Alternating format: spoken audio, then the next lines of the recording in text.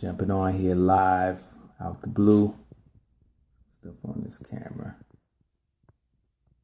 What's good, Kingdom people? Anybody on?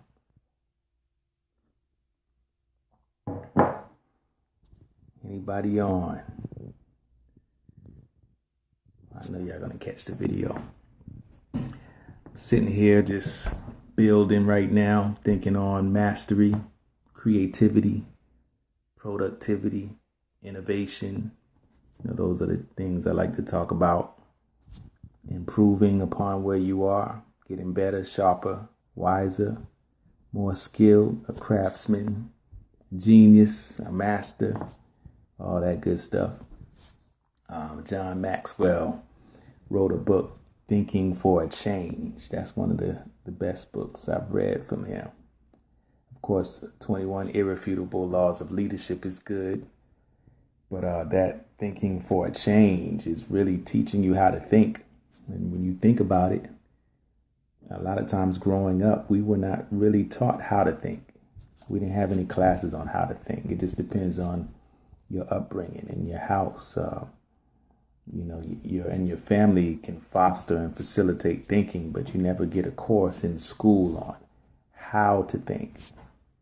Some people think that just a certain kind of thinking is smart thinking. If you're really analytical, if you can solve math problems or formulas and that kind of thing, then you're smart. We like to think like that. If you're real logical, you're smart. If you're creative and artistic, they don't really see that as really smart. You just emotional, but there's so many aspects of thinking. One of the things that it's talking about, I'm reading this book right now. Really, I already read it, but I go back to it periodically. It's called The Genius Machine. Let me show it to you. The Genius Machine. It says 11 steps that turn raw ideas into brilliance. Gerald Sindel. This is a live one right here. The Genius Machine. It's easy reading. But I like to read books that really challenge the way I think out the box, help me to not be in a rut. Sometimes we get in a rut with our knowledge, with what we already know. A lot of times we like to read things to reinforce what we already know instead of challenging ourselves to be expanded and read beyond what we know so that we can grow. Then some people, as a defense mechanism, they knock knowledge as if knowledge isn't important. But knowledge is very important because you can't even stand by your values if you don't have your knowledge up, because you don't even know when your values are being challenged or tested. So it's important to always be reading, studying. And studying isn't just reading. Studying is observation. So you can read people, you can read a situation. You can observe a circumstance and be studying, but we always need to be studying. I'm going to just highlight some of the notes from this book, this Genius Machine. One of them says, innovation begins with a need. And that's true. Innovation begins with a need. We don't a lot of times improve upon things, invent things, get creative unless there is a need for it. A lot of times things will remain the same, be the status quo, until we recognize that there's a demand and there's a need. And so we need to look for needs, look for what people need, because what that's going to do is it's going to spark some solutions, some ideas for solutions in us. Look for a need. A lot of times we like to flock toward things that are already popping off. It takes a pioneering spirit to flock towards where there's lack and producing something there. Go to the place where there's a need and produce. Go to the place where there's a famine, where there's a wilderness, and bring nourishment, bring irrigation. Flood a place where there's a need instead of just going where everything is already abundant. There's no glory in that because the glory is already there. But if you're going to be a pioneer, if you're going to be a master at something, you have to show and prove. Where there is no lane, you got to create a lane. Where there is no pattern, no form, you have to manifest and produce and show why you're distinct. Which leads me to my next point. The next thing on here that comes out of this book is thinking is a matter of making distinctions. Thinking is a matter of making distinctions. That's a heavy thing, because when we really look at it, everything is about distinctions. Distinctions between dark and light. Distinctions between soft and hard. So texture distinctions, visual distinctions, there are color distinctions, distinctions from being out and being in. It's all kind of distinctions, male and female distinctions. You know what I'm saying? And if you're thinking properly, if we're able to see what is seeing. Seeing is the ability to make the distinction. When the light is off, why is it that when a light is off, you can't see?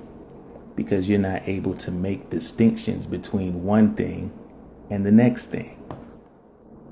So it's important for us to be able to make distinctions so that we can navigate and move and live. If we can't make distinctions, then there's no way that we can walk. So that basically we're blind. I remember when Christ healed the blind man the first time, he said, "What do you see?" He says, "I see men as trees." So he told him, "Go again." Showing the distinction between, you can have recovery of sight, but if your recovery is not complete, just because you can see something doesn't mean you can really see. Because if you don't know how to identify the difference between a tree and a man, then how many know you still blind? You may not be in complete darkness, but you blind. So one of the things of creativity comes to help people. When you're a creative and somebody hires you or brings you on, they're bringing you on to help them see what they couldn't see. And if you look at a doctor, look at all of the professions in the earth and think about the difference between what they do and what you can't do. That's what they go to school for. The doctor learns how to see a problem and identify an issue that you can't see. The mechanic can see where the problem is. You can't see it, so you go to the mechanic, right? So every profession, you go to a graphic designer or whatever, you're going to somebody who can see what you can't see. Now, it's all there because they're not creating anything out of thin air. But what they're doing is they're able to see connections between things that you totally missed. Why? Because they've trained their eye to see and identify distinctions. When we first start learning in life as babies, what do? What do our parents do? They say, "You see that? That's a cow. You see that? That's a horse.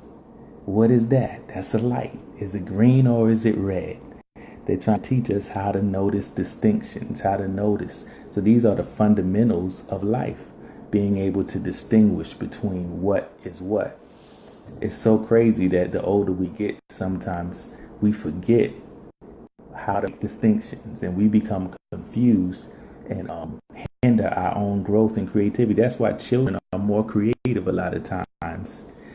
That's why children are more creative than adults, because they're still in that zone where they have been able and they're able to see distinctions. If you ever talk to a child and you notice the connections that they make, it might sound off, but at the same time, it's brilliant.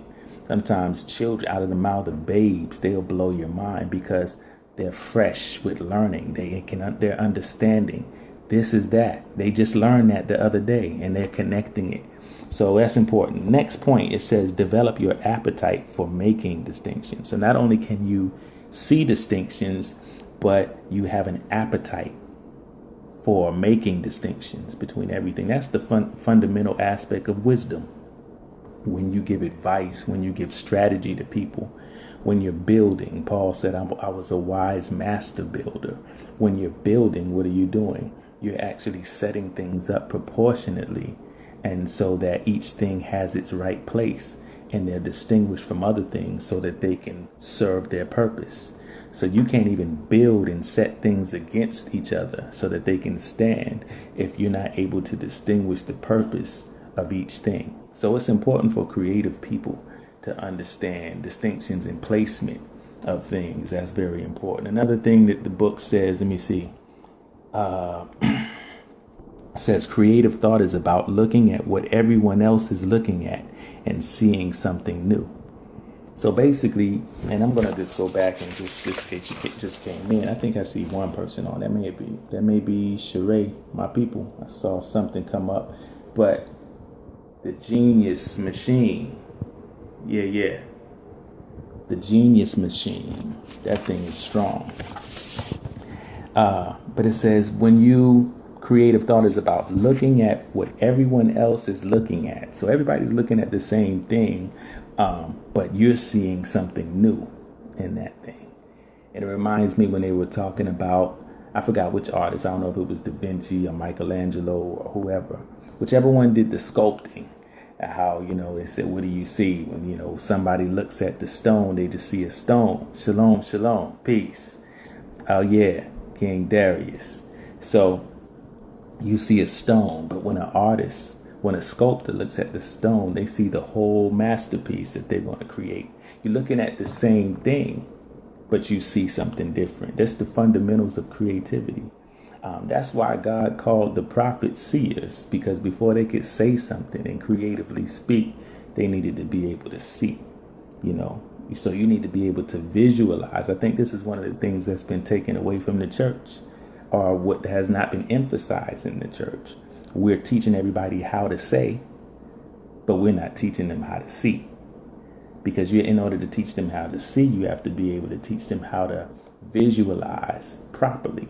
Because everything that God is showing us, it doesn't mean we understand it, because he speaks in the language of symbols and his prophetic codes.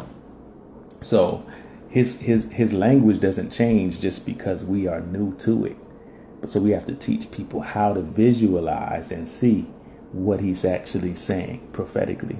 So that's important. But then there's a basic nature in us. If we're prophetic people, we're seeing things anyway. But now we need to interpret what it is that we're seeing. Next point in the book is talking about, it says, the creation story is a story of making separations and distinctions.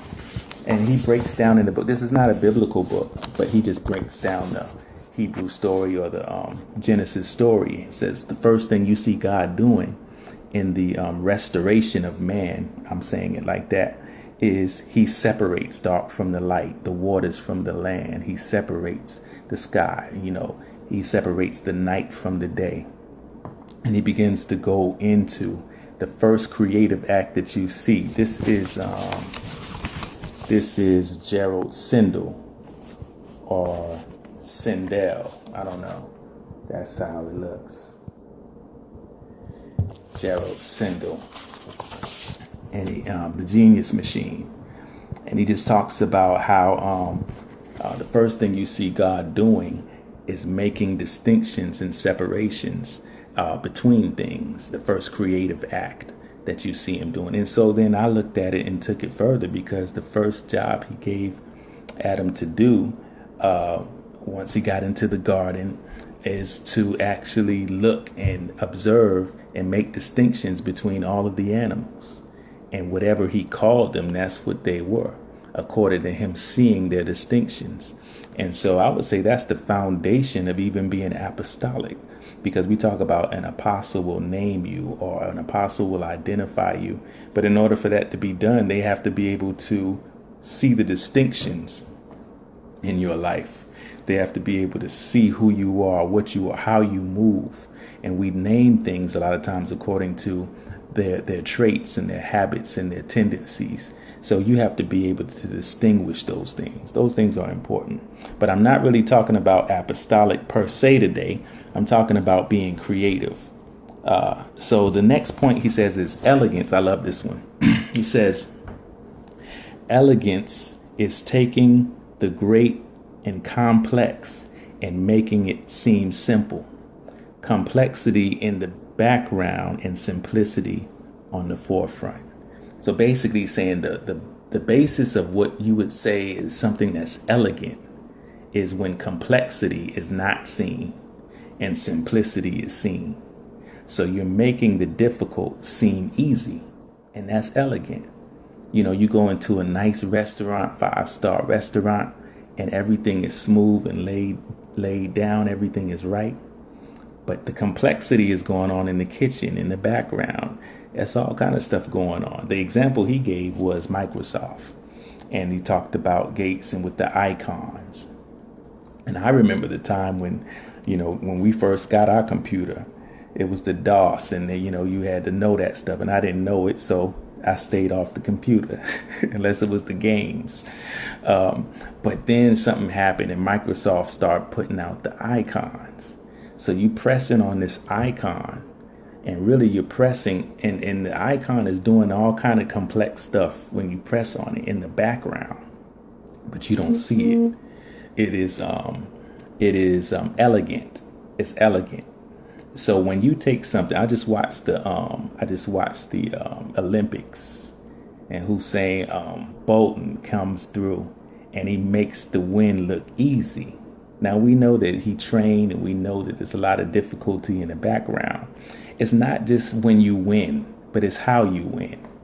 If you can win and make it look easy, that's going to be more glory for you. If you're struggling and straining, it's like, oh man, you fought hard for that, People might even cheer you on for being a victor.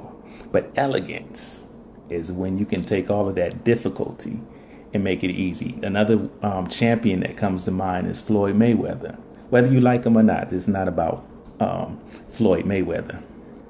But you can't deny he made his victories look easy. Elegance. So he says, I'm going to read it again. It says, elegance is taking the great and complex and making it seem simple.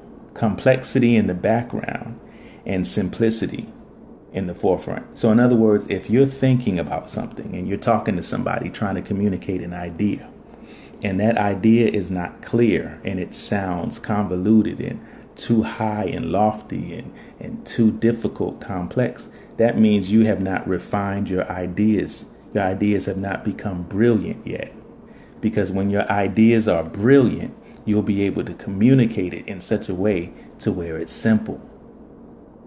I know as far as even writing, what got me into wanting to write is reading books that seemed like I could do it. Like, you know what I'm saying? It wasn't the books that were real dense, but when you see a nice book that impacts you, but it's simple, it makes you feel like you can do it too. And that's what elegance should do. That's what simplicity should do. It should be able to call others into your field, into your sphere, and make them aspire to do what you do, even though you're hiding the complexity of it. But the elegance is brilliant. It's calling them. It's a light that calls them to your path. And if you're a gatekeeper of any kind of field or any kind of sphere, that's what you're going to do anyway. You say, you know what I mean? That's real. What it's going to do is going to draw people into it. It's going to draw people in it and say, oh, I can do it too. There's some people who love beats, making beats. And you hear a beat and it sounds real raw, but at the same time, it sounds like something that you feel like you could do that. You could do something like that if you could ever just get a hold of a beat machine or a keyboard. They make it seem simple when it's difficult. And that's because they have mastered difference. They've mastered distinctions. And they know that the more clear you are, the more that it communicates. And basically it markets the product, or it markets the idea better, the clearer you are. I used to love not being clear.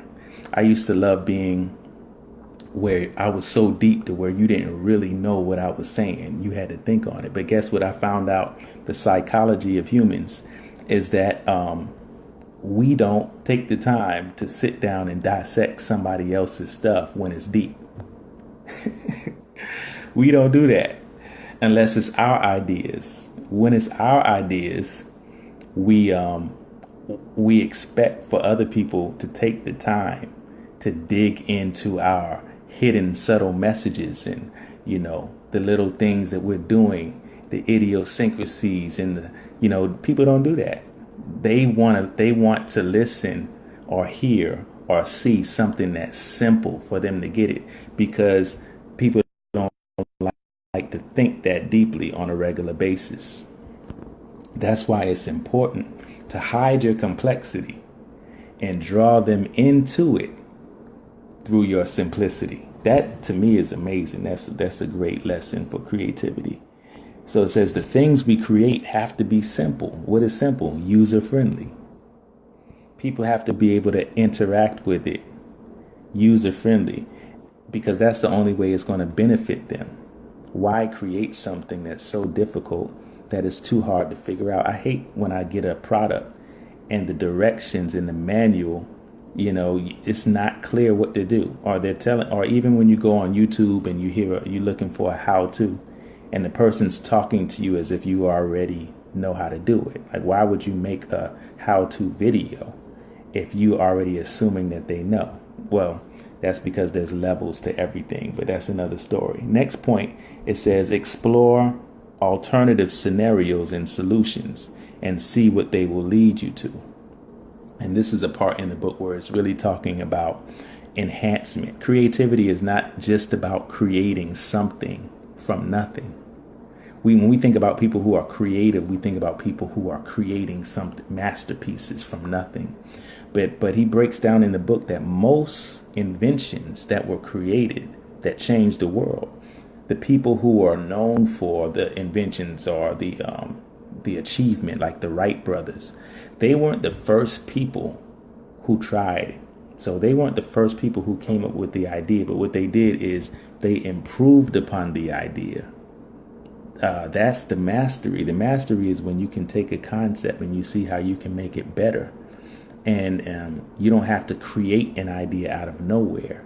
And just think about the different things that we interact with, the different cars, the different chairs, anything you could think about. Those things already had a concept that predated the artist in our time. But what we did is we improved on it. From generation to generation, that's what we expect to happen, that each generation improves upon it.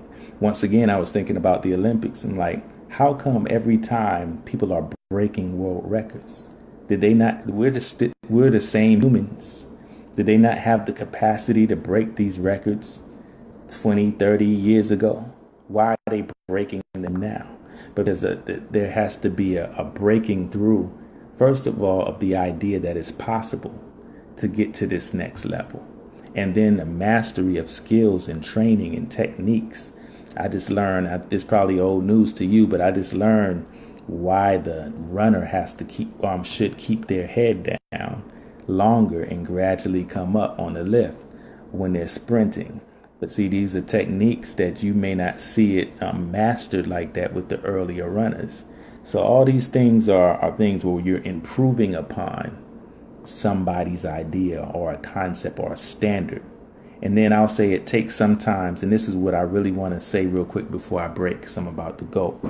But what I want to say is at times when you're in a conventional, or if you're in a place or institution that's basically stuck in a rut, there are times when you have to be the one to break the status quo, where you have to break the rules.